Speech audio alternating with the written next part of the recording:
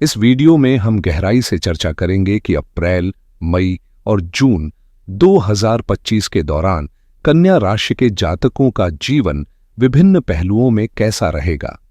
स्वास्थ्य को लेकर संभावित चुनौतियों और सुधारों पर बात होगी, आर्थिक स्थिति का विश्लेषण करेंगे और भूमि या संपत्ति से जुड़े मामलों पर विचार करेंगे। साथ ही संतान की शिक्षा और उनके भविष्य की संभावनाओं को समझेंगे, दाम्पत्य जीवन में आने वाले उतार चढ़ाव का जायजा लेंगे और भाग्य के विभिन्न आयामों पर प्रकाश डालेंगे। करियर की दिशा और संभावित लाभ हानियों पर चर्चा करते हुए हम यह भी जानेंगे कि इन 3 महीनों में आपको कौन कौन सी परेशानियों का सामना करना पड़ सकता है। इसके अलावा गुरु बृहस्पति के गोचर का विशेष रूप से विश्लेषण करेंगे, जो अब मिथुन राशि में प्रवेश कर रहा है और इसका कन्या राशि पर क्या प्रभाव पड़ेगा।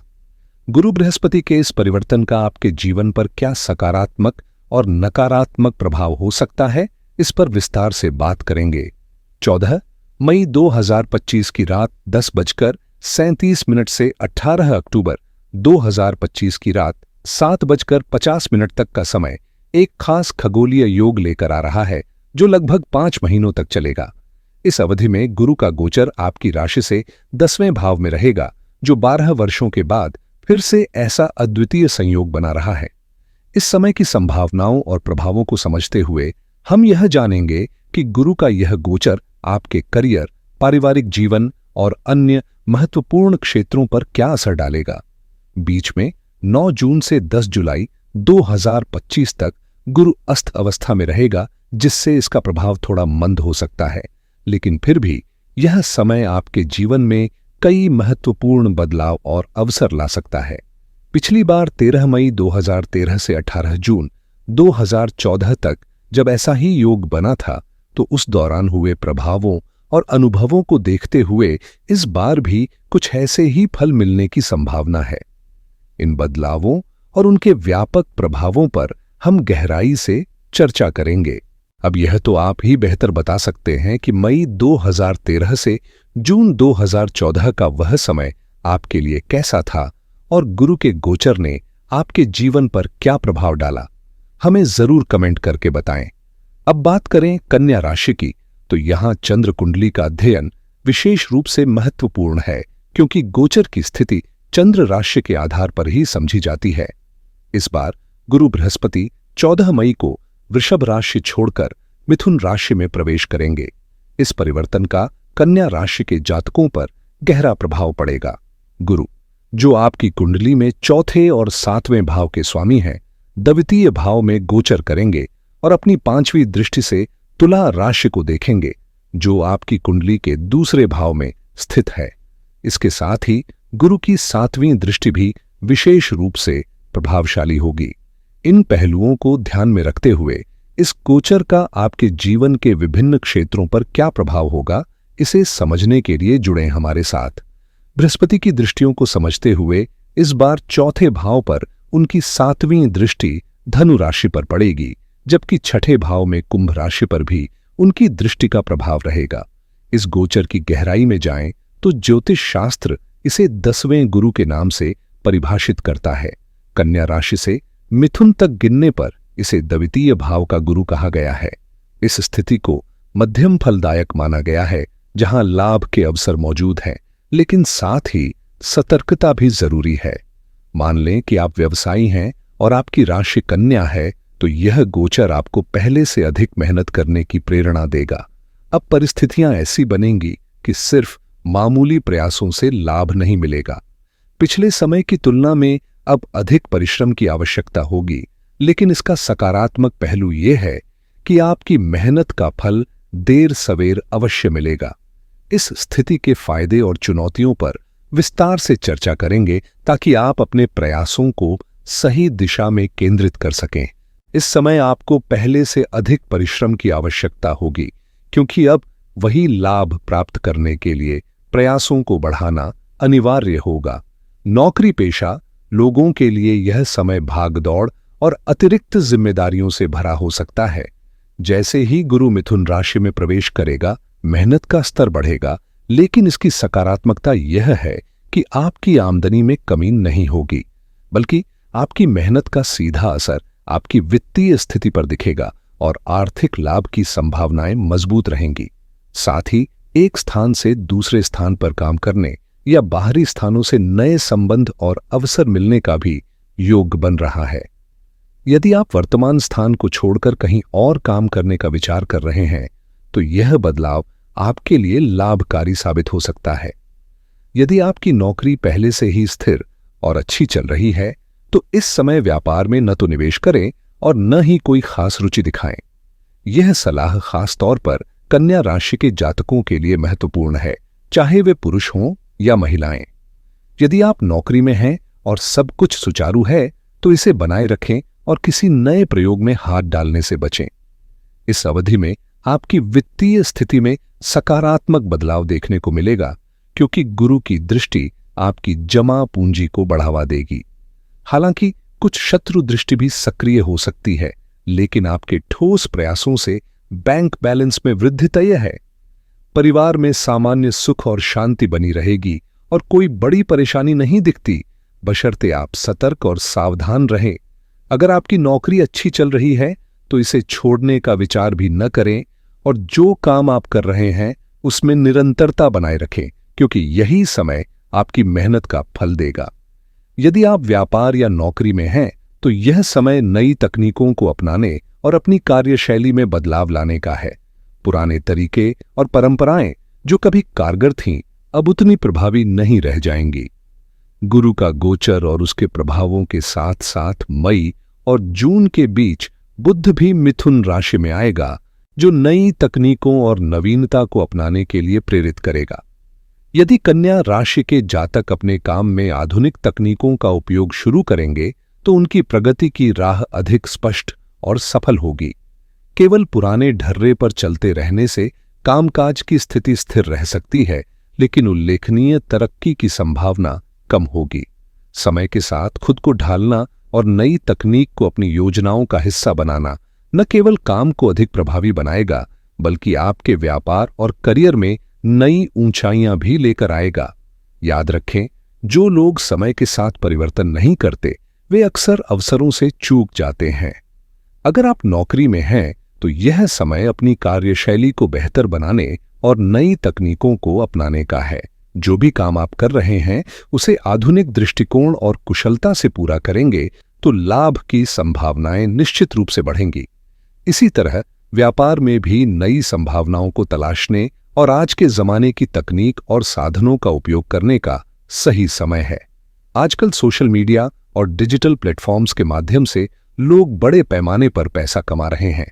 कई उदाहरण ऐसे हैं जहां कंपनियां बिना किसी स्टॉक या बड़े निवेश के केवल ऑनलाइन उपस्थिति के माध्यम से मुनाफा कमा रही हैं। यह दर्शाता है कि पारंपरिक तरीकों को पीछे छोड़कर अगर आप नए दौर की तकनीकों को अपनाएंगे, तो वित्तीय स्थिति में सुधार जरूर होगा। धन वृद्धि का योग है, लेकिन इसके लिए ध्यान और मेहनत की जरूरत होगी। व्यर्थ के कामों से बचना और आलस्य त्यागना भी आवश्यक है। अगर आप कन्या राशि के जातक हैं और अपने प्रयासों में ढिलाई बरत रहे हैं, तो यह समय जागने का है, क्योंकि सफलता उन्हीं को मिलती है जो समय के साथ चलते हैं और अपने काम को प्राथमिकता देते हैं। यदि आप नौकरी या व्यापार में समय का पालन नहीं करते, जैसे समय पर कार्यालय नहीं जाते या दुकान देर से खोलते हैं, तो यह समय आपके लिए कुछ चुनौतियां लेकर आ सकता है। लेकिन जो लोग सक्रिय और अनुशासित हैं, उनके लिए गुरु का यह गोचर फायदे का समय साबित हो सकता है। इस दौरान आपके घर में शुभ और मांगलिक कार्य होने की प्रबल संभावना है, जैसे हवन, पूजा या अन्य समारोह। साथ ही नौकरी में नए अवसर मिल सकते हैं और व्यापार में विस्तार या उन्नति के संकेत भी नजर आते हैं। सुंदर वस्त्र और आभूषण खरीदने का योग बन रहा है, जो आपकी समृद्धि को और बढ़ा सकता है। हालांकि दांपत्य जीवन पर थोड़ा ध्यान देने की जरूरत होगी, लेकिन कोई गंभीर समस्या उत्पन्न नहीं होगी। मई के महीने में केतु का आपकी राशि से उतरना भी एक महत्वपूर्ण खगोलीय परिवर्तन है, जिस पर विस्तार से चर्चा बाद में होगी। इस बीच हमारे चैनल से जुड़े रहें और नियमित रूप से अपडेट पाते रहें। इस अवधि में कन्या राशि के जातकों के लिए विवाह से जुड़ी संभावनाएं प्रबल हो सकती हैं। यदि आपकी शादी नहीं हुई है तो इस समय रिश्तों की चर्चा हो सकती है। माता पिता जो अपनी संतान के लिए उपयुक्त रिश्ते की तलाश में हैं, उन्हें इस अवसर का लाभ उठाना चाहिए। यदि आप स्वयं कन्या राशि के हैं और विवाह की योजना बना रहे हैं तो यह समय विचार करने और सकारात्मक निर्णय लेने का है।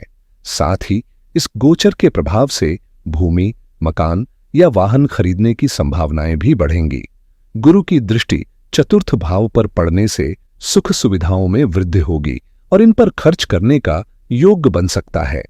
परिवार में विशेष रूप से पिता के साथ संबंध मधुर बनाए रखना महत्वपूर्ण होगा, क्योंकि यह समय पारिवारिक सामंजस्य और आर्थिक प्रगति दोनों के लिए अनुकूल है।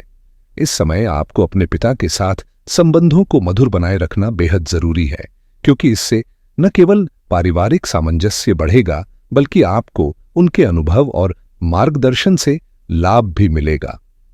ज्योतिष में गुरु के बारे में कहा गया है कि वह जिस स्थान पर स्थित होता है वहां कुछ हानि कर सकता है।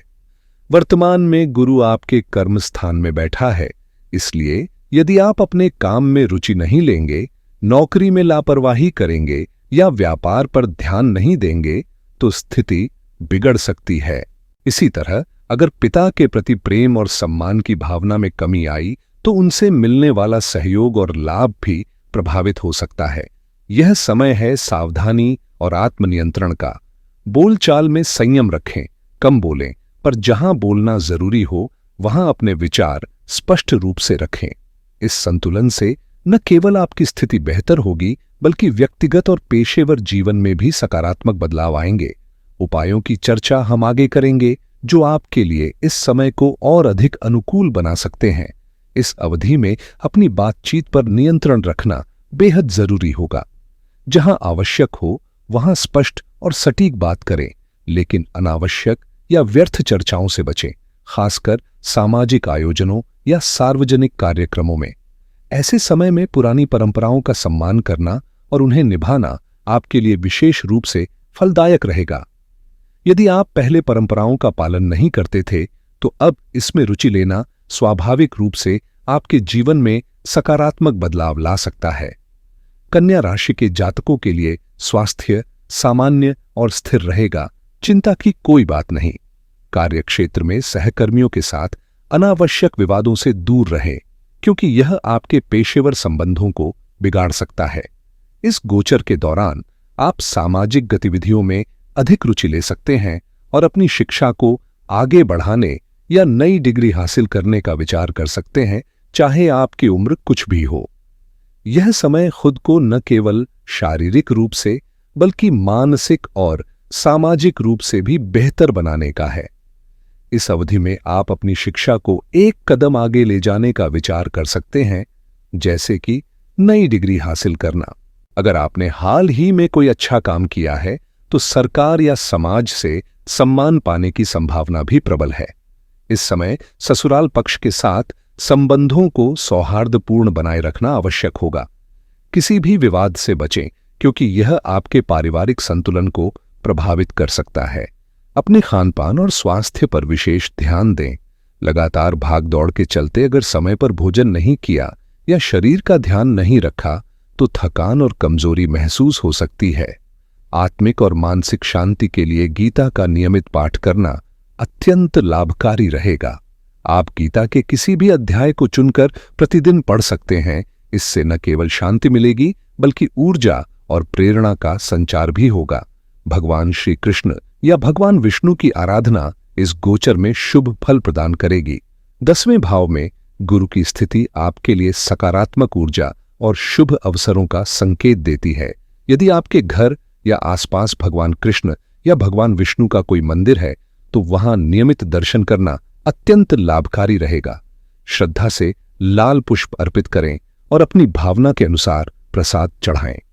भगवान की सेवा में जुड़ने से आपके जीवन में संतुलन और समृद्धि आएगी।